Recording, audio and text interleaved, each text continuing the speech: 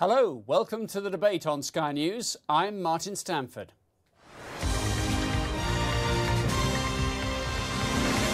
Here's our take on developments brought together from America, the UK and around the world.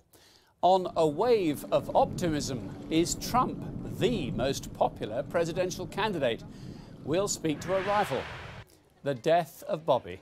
What can be done for the children of stardom and the famous? And time to upgrade. Will 10 be the saviour for Windows?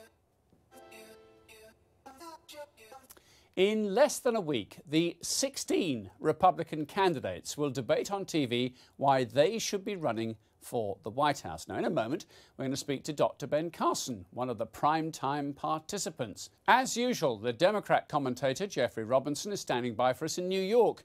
And the Conservative commentator, Armstrong Williams, is out and about this week in Washington. Armstrong, let's go to you, because you've been following the politicians, and let's disclose once again you're involved with one of the campaigns.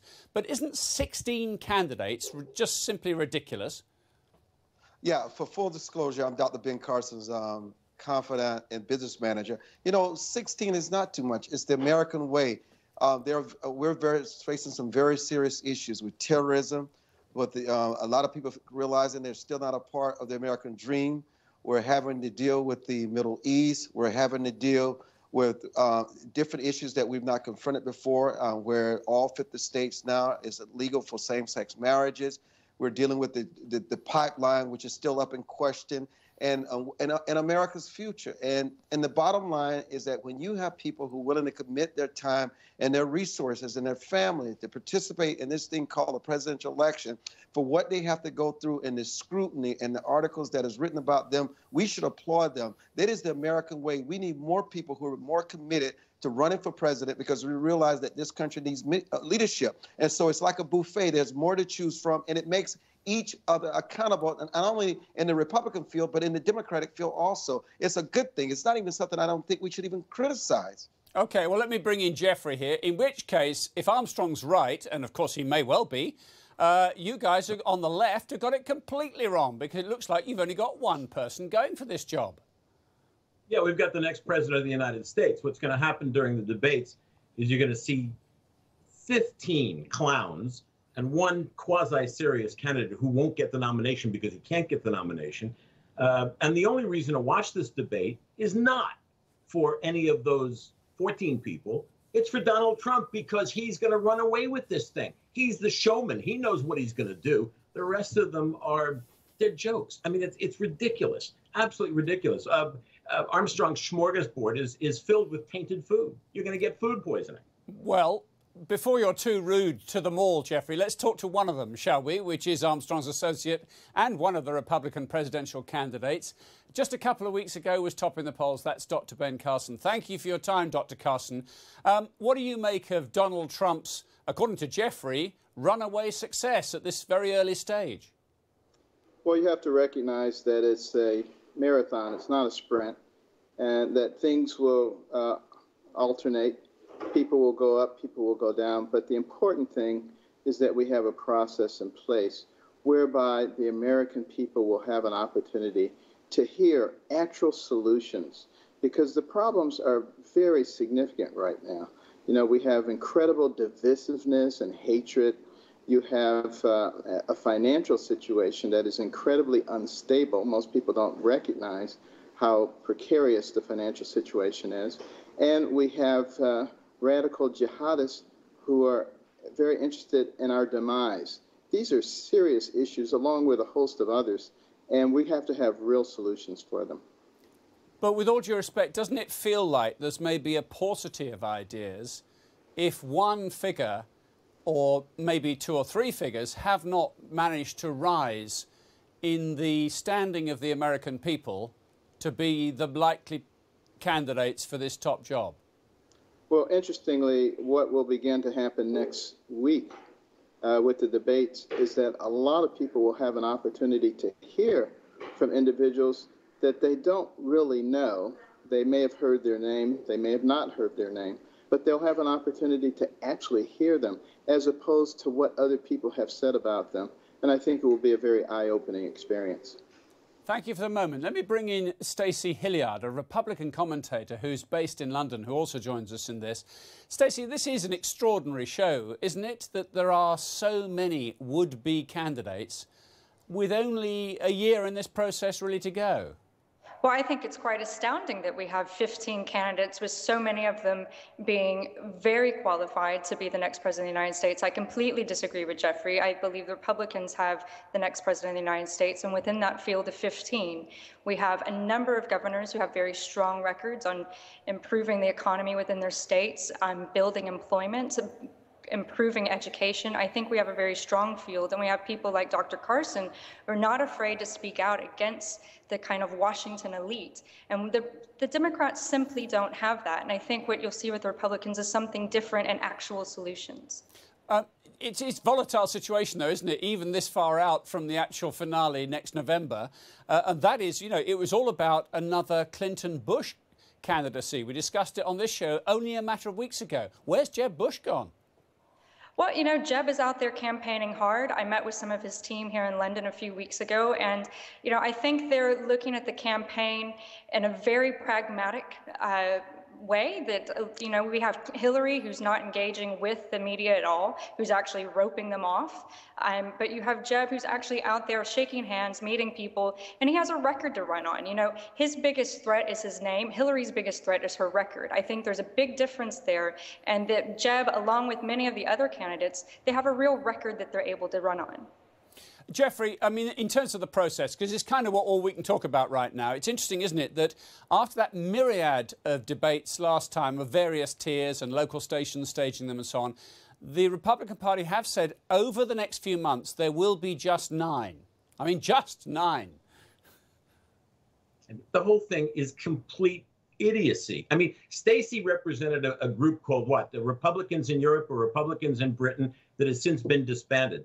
That foreshadows what's happening to the Republican Party. They're about to be disbanded by having 14 or 13 complete schmucks running for president who nobody in America is absolutely ever going to elect. See, what the problem is, Stacy and Armstrong and Ben Carson are all standing on the decks of the Titanic trying to convince America the iceberg is beautiful. We've already hit that iceberg, Jeffrey. We've already hit that with the current president. We're not standing on the decks of the Titanic. We're actually trying to rescue the country. And that's what we're trying to do. We have candidates who are able to do that. Yeah. And we are by far not standing there trying to prevent something that's already happened. You don't have a viable candidate except Jeb Bush, who won't get the nomination because the Republican Party is disintegrating as we speak. You're a bunch of jokes, all of you. And the debate next week is not about Republicans coming up with great ideas, because you have no ideas. The debate next week is watching Donald Trump destroy every one of these jokes, including Ben Carson. Are you fearful that Donald Trump's about to destroy you, Dr. Carson? Not in the slightest. And the good thing is, you know, I've had an opportunity to travel around the country before, just tremendous crowds with a great enthusiasm who, in fact, understand what is going on, are waking up. I've had so many people who've never voted before, never contributed before, who've gotten involved. We have over 300,000 donations, which is growing every day. I'm not necessarily going after the big money or the special interest groups, because this is a country that was supposed to be about the people, for, of, and by the people, not for, of, and by the government, not for, of, and by the special interest groups. And I think the promise of America is yet to be realized. And I think it can be a great nation which can lead the world in the right direction once again. But just Armstrong, on this question of process and how exhausting it'll be, I know you think it's a good thing that there are so many candidates still vying for this. But there was a feeling, wasn't there, just looking back, that the leadership of the party felt that Mitt Romney got weakened last time around by this constant debate here, debate there, rehearsing the arguments, and maybe there was an argument that less is more. You know, every election cycle is different, and I think the issues that we face today define the kind of leadership that we need. I find it very disheartening that my colleague Jeffrey would refer to any of these candidates as clowns and as stupid. It's so beneath them. I mean, may I finish?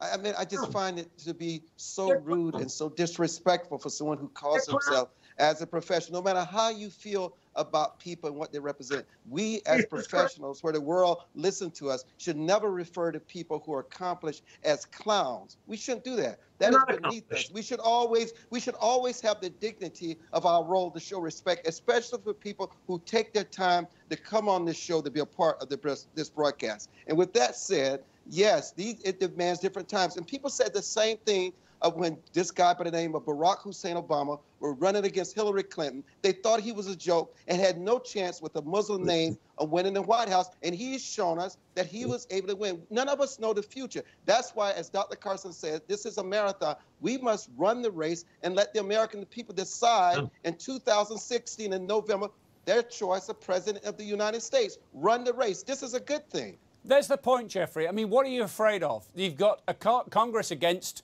the Democratic Party. You've got a whole bunch of people who want to be a Republican president. What are you guys afraid of? Absolutely nothing. I'm thrilled with it. I'm thrilled with Donald Trump destroying the Republican Party because they're a bunch of numbskulls. Absolutely. I mean, Ben Carson is the only person in America, while his support is tanking. CNN today's got him barely in the top 10. By next week, he'll be out. He's the only person in America who doesn't understand that politically he's a joke. The rest of, I mean, he's talking about enormous crowds, 400 people, 500 people. His support is tanking. They're all tanking. Only Donald Trump is coming through the crowd. Jeb Bush is tanking. I mean, it's the iceberg, guys. It's right in front of you. It ain't beautiful. You're sinking. You're drowning. Dr. Carson, would you welcome the possibility, if Donald Trump actually has his moment in the sunshine for the next month or so, and then come the fall, come Christmas, he actually stands aside, and maybe the debate gets a little more serious, which is the kind of guy I think you are? Well, you know, I want the process to work the way it's supposed to. I want people to have an opportunity to hear everybody, including Donald Trump, and what the solutions are, because the problems that we face are so significant that, you know, engaging in hyperbole and foolishness is not going to get us where we need to be right now. This is a very serious time, not only in the history of the United States, but in the history of the world. Stacy, Hilliard, from your perspective, how does this complicated set of debates help the discussion and the wider political discourse, do you think, in America? Do you think this number of 9, they're scattering them out, aren't they? They're pacing them out over the next few months. Is this going to work better, you think, for everyone this time around? I still think there is a risk of overexposure of our candidates. I'm not necessarily from a picking them apart side of it, but I think that they need to be out there campaigning, meeting with the people more than being on debates. I think that the field will naturally thin out. I'm interested that. Can I just get you to qualify that? I'm surprised that you feel that the actually speaking in the town halls or at, you know, airports or bus stations or wherever it might be, that is still important in these days of the electronic Facebook elections. Absolutely. I think, you know, you look at people, I look at my parents as kind of a litmus test. They're very politically aware, but not politically active. And they're people who get tired of being bombarded by mail. They get tired of being bombarded by phone calls, through social media. They want to have that connection with the candidate that's missing. And that personal interaction with candidates is no longer there. And getting out there and actually getting out there, shaking hands, knocking on doors, talking in the town halls, calling people together. And that could be a virtual town hall as well, but pulling people together and actually hearing the voice of the electorate. People are angry. And I think that's something that the Republican Party is actually recognizing. And you have people like Senator Ted Cruz and Dr. Carson who are actually speaking out for those people who are disillusioned with the way that Washington is working. And I think that's something that the Democrats don't realize. They don't realize that America is actually just fed up with the way things have been. And I think if the candidates can actually get out there and interact with the electorate more, it'll benefit them. I think debates are great, and they have a purpose and they have a place, but I think there is a risk of creating a bit of a lack of enthusiasm from the electorate by having too many debates and overexposure. Stacy, Hilliard, thank you very much indeed. So, Jeffrey, we're into this season then. The debates kick off next week. I think there's a the front runners go late at night, don't they? And there's a sort of tea time warm-up debate for the people who are less well known. Do you think that'll work out okay? No, of course not. The people who are less well known will fall. This is not, by the way, this is not a marathon. It's a hurdle. It's a hurdle, a steeplechase. And one by one, they'll all fall at the hurdle. But Carson will fall at the first or second hurdle. He's gone. I mean, there's no way that he's considered a serious candidate. And when Stacy talks about Ben Carson and Ted Cruz, Stacy, be careful what you wish for. I would even send money to Ted Cruz. I would love it if he was the candidate, because you're not going to find a better representative of the stupidity of the Republican Party than Ted Cruz. Go for it, Ted. Dr. Carson, a final word to you, if we may. On that very issue that Stacy was talking about of trying to change Washington, I seem to remember there was a candidate, now what was his name? Barack Obama, who said he was going to fix Washington and persuade the American people the process was broken. Didn't go too well for him, did it? Well, you know, I actually think that he was very successful in what he was trying to do. But his vision of America is very different than my vision and the vision of millions of other Americans. And really, this election is going to be about that particular debate. Which way do we want to go? Do we want to have a nation that is of, for, and by the people, or of, for, and by the government? And are we going to embrace the original vision of our nation, or are we going to move more toward the European model? And I think it's a legitimate discussion, and the American people have the opportunity and the right to make the decision which way they want to go. Dr. Ben Carson, good to talk to you. Thank you. My pleasure.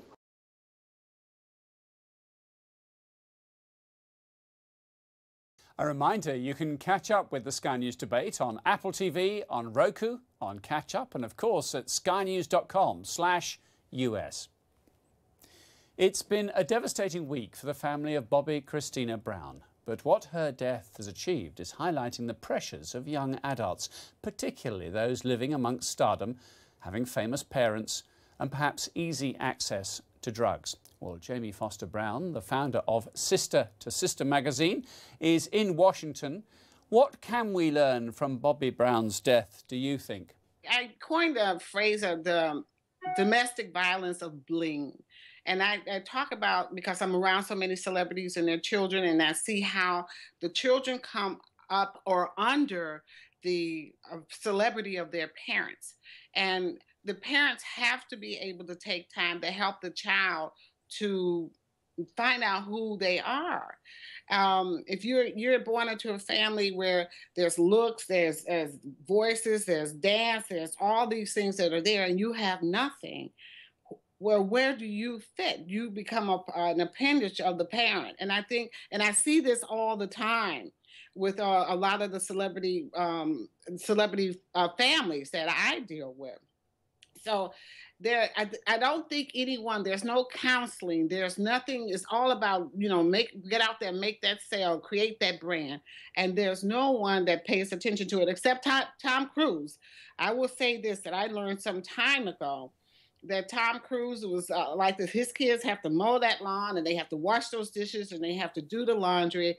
I was told a story once that the kids didn't do their chores, and they went out to go rock climbing, and Tom got in the car, went and got them, and brought them back home.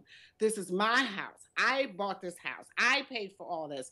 You don't necessarily, he had to teach the kids, they had to earn their way.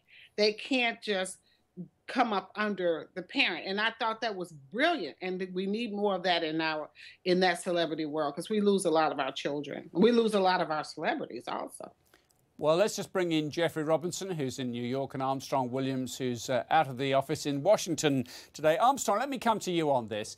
It's a mammoth challenge, parenting, for anyone, isn't it? But if you're a celebrity, if you're very wealthy, I guess there are extra risks, are there, in this process of bringing up children?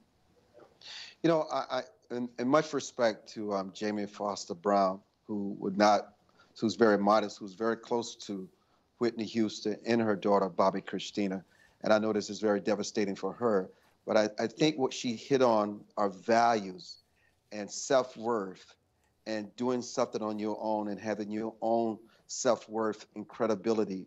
And when she spoke about that appendage where your identity is that you are the daughter of such and such, and you've never earned anything on your own, built something on your own, you're always seeking for something that gives you that fulfillment. And sometimes when you don't find that fulfillment, you try to find it in relationships, you try to find it in things that can ultimately destroy you eternally. And the story that she told about Tom Cruise, you got to teach them about work ethic. You have to teach them why the food is on the table and why mommy and daddy are able to provide you these kinds of things. And sometimes these parents are not parents because they're not at home, and these kids are being raised by nannies, and they never learn the right value systems. Or if they didn't have a dime, or if they did not have their parents' name, they had an identity and a self-worth that gives them the kind of foundation for them to really become something in life, not really based on money and materialism, but being based on something else that gives them value. And so that is so missing today. And so you take that in any family. It doesn't have to be a celebrity family. It could be just an ordinary family. If you don't have something deeper than materialism, something that we call faith, and something that gives you a foundation of that where you really know who you are and what your lineage is, will be the outcome if you don't have those strong pillars in your life to save you or rescue you. Well, Jeffrey, do you think the parenting challenge is enormous, and particularly when you're under today's 24/7 media spotlight? No, absolutely, absolutely. And Jamie brings up the story of Tom Cruise. I have a number of friends on the West Coast who are instantly recognizable, who do little things like make sure that they have a family dinner every night. The kids and the parents are at dinner every night. The door is always open. They can always talk. It's very hard to compete with your parents. And those parents who are raising their kids, I think in a very healthy way, make the kids understand they don't have to compete. It's not a contest. Now, I mean, we all watched the Whitney Houston funeral, and every single person who spoke at that funeral at one point turned to Bobby Christina and said, "We're there for you." And I want to ask Jamie, the day after the funeral, how many of those people really were there for Bobby Christina? I suspect very few. Tyler Perry was there. He's there for her now. He's there now trying to help the family, but not really. I mean, Bobby Christina, even though she lived in Atlanta, she has a lot of relatives in Atlanta on the Brown side. She kind of stayed to herself and stayed with this guy, Nick.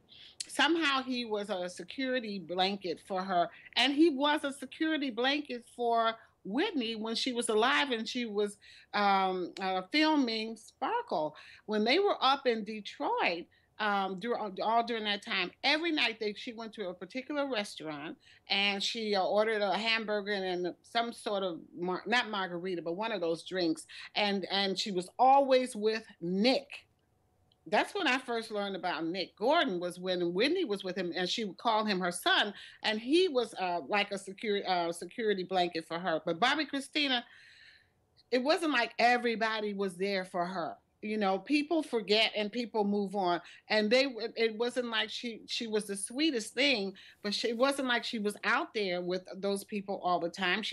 Tyler tried to try her out as an actress. I think he put her in one of his shows, and I remember he said, "Oh, she did real good." And Bobby told me, Jamie Tyler said, Bobby Chris did very, very well. But you didn't hear much about her except for when she was out there with that guy and then when that bathtub thing. Jamie, can I just jump in here? Is it really this difficult? Is there something to think in the American way that kind of expects celebrity or success to trickle down through the family? Is it really difficult, for instance, to the son or daughter of a famous person or a celebrity to say, I'm going to go another path, I'm going to be a physician or a nurse, or, you know, a more modest profession? Is it possible to do that in America?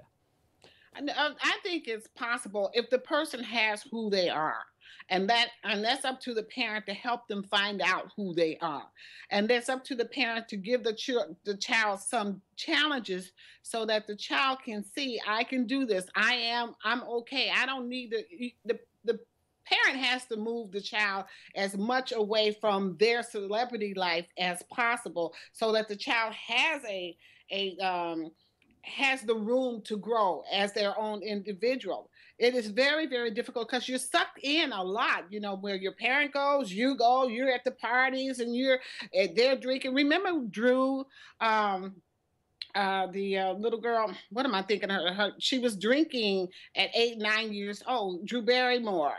Because people start thinking of these kids that she was an actress, but they start thinking of the kids as if they're grown. The kids are not grown; they're still kids. But there are some who move away. They go into management. They may, be on the outside of the rock and roll business. Caravan. Okay. Yeah. Jamie, thank you for your time today. Jamie Foster Brown, thank you very much. Thank you. You're welcome.